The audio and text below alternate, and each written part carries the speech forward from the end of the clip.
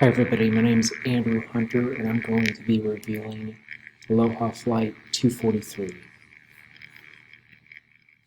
So Aloha 243, this accident took place on April 28, 1998. It involved a Boeing 737 flying from Hilo on the Big Island to Honolulu on Oahu. It was going to be about a 60-minute flight. So what I'm going to do is I'm going to talk about the accident overview, and then I'm going to talk about some of the findings of the accident afterwards. So the morning of the flight, the first officer conducted a free flight check of the aircraft. This was in the early pre-dawn hours, and the aircraft was only lit by the lights on the flight deck.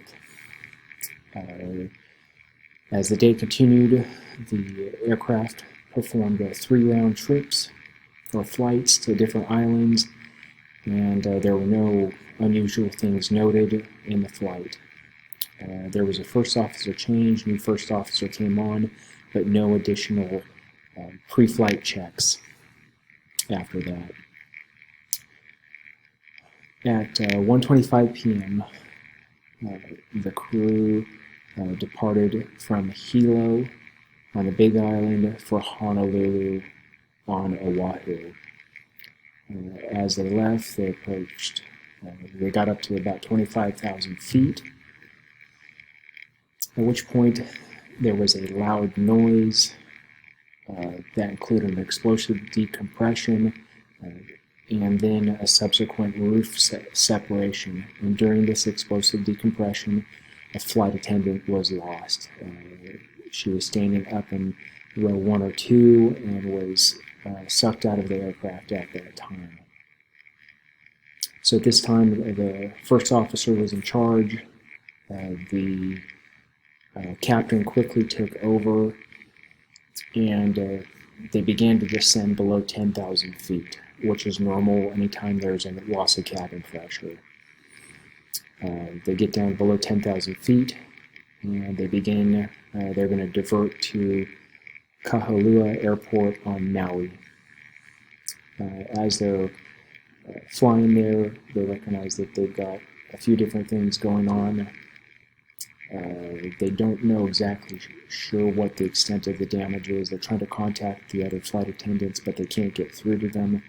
It's very loud in the cockpit, but they do finally make contact with the airport ground tower and tell them that they're coming in and they're not sure for what the damage is. So they're able to, the pilot says that they're able to control the aircraft, but it's flying just a little bit rough. As they come in, they lower the landing gear, and it's at this point that they're not sure if the front landing gear is locked into place. And at this time, they also notice that they've got one engine that has a loss of power. At any rate, they go through the process to try to start it. They end up landing the aircraft on the runway, and they land safely at 1:58 p.m. Some of the comments made by the passengers on board was that that was the smoothest landing that they had ever had. They end up having 8 serious injuries and 1 fatality, that being the flight attendant that was lost overboard. So now we come to the accident investigation. There's a few different things that the accident investigators look at. Now initially there is some discussion that there may have been an explosive device on the aircraft that caused the explosion, but these rumors are quickly swept away as they focus in on what actually took place. Now what's interesting about this accident is if this plane had been lost at sea, if the damage had been such that the airplane had went down, it would have been more difficult to find the cause of this accident, I believe. But because they were able to safely land, they were able to have what was left of the aircraft to be able to investigate and look at what went wrong. Now, some of the things they began to look at as they focused in on the investigation is they looked at the flight cycles versus flight hours. Now, because of the way that they operated, this aircraft had over 89,000 flight cycles but only 35,000 flight hours. But that's because of the nature of these flights flying between the different Hawaiian islands. They do multiple short flights.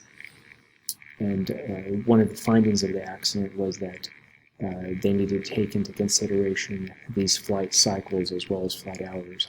Some of the other things they looked at is metal fatigue, the metal bonding system, and general maintenance oversight.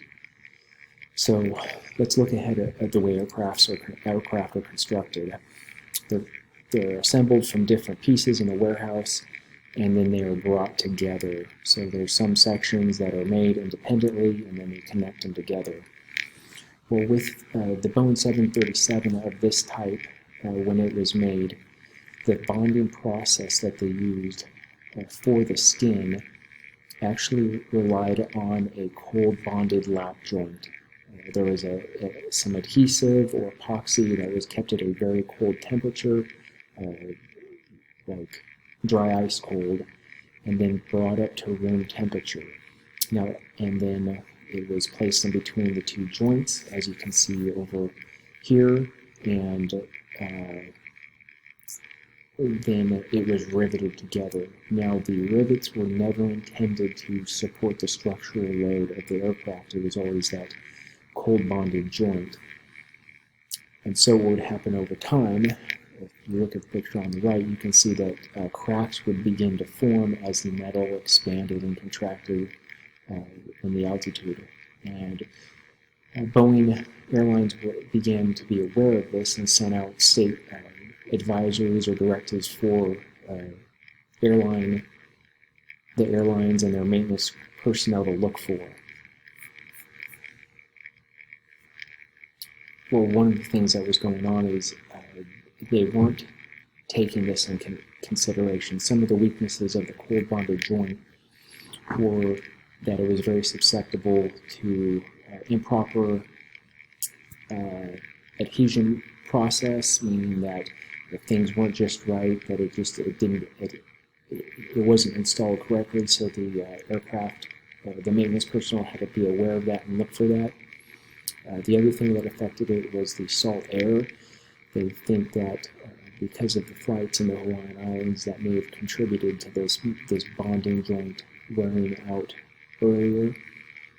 The other thing that contributed to this was the lack of maintenance or possibly proper training that was performed on the aircraft by the maintenance personnel. They may have not been trained well to look at and see all the problems that were created. After 20,000 flight hours, Boeing recommended that there would be a strip down of the aircraft and a very detailed maintenance check of all the components and systems. Well, what Aloha Airlines did during this process to keep their aircraft in service is that they broke up this 2-week process into 56 or 58 smaller steps. That way they would just do a small portion of it at nighttime or when the aircraft was down, and by the end of the 52 weeks or 52 maintenance cycles, they would have accomplished the same thing. Well, the investigators, all indications are is that this process was less effective and did not allow for a complete inspection of the aircraft.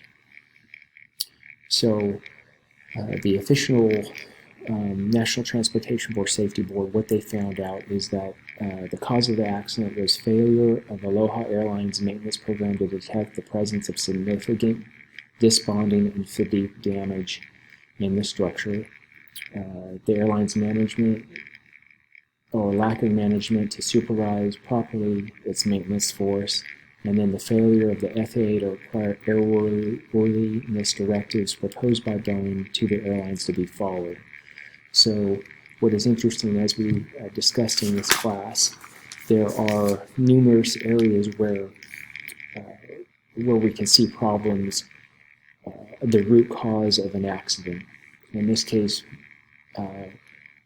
a simple investigation would have determined that it was the lack of the failure of those joints created the problem. But a more deeper and in-depth looking at the cause of the accident, you have to look at both the management as well as the FAA oversight of this. This accident was very significant and changed the way that the FAA enforced different rules and regulations, and emphasized the importance of the maintenance crew to follow those directives that are given out by the airline manufacturers.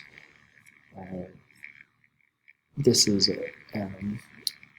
accident could have been worse, but because of the